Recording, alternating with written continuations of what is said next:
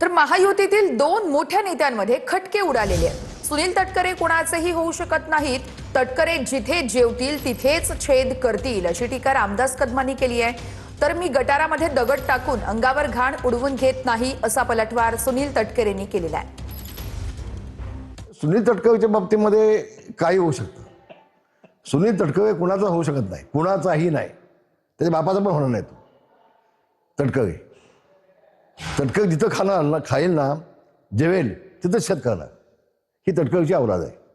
तर तटकरेच्या बाबतीमध्ये न बोलणं अधिक चांगलं आहे असं मला वाटतं। रामदासांनी आज सकाळी कोर्टात टीका केली की तटकरेवरती विश्वास ठेवण्याची परिस्थिती नाही आहे। प्रत्येक गोष्टीत ते जिथे शब्द देते तो फिरवतात। नाही का आज अचानक मधीच रामदासबाईंनी त्यांचे फार मोठे ज्येष्ठ नेते, त्याच्यामुळे का त्यांनी आज एकदम माझी आठवण सकाळच्या प्रहरी केली, राम प्रहरी का आठवण झाली मला काय कळलं नाही।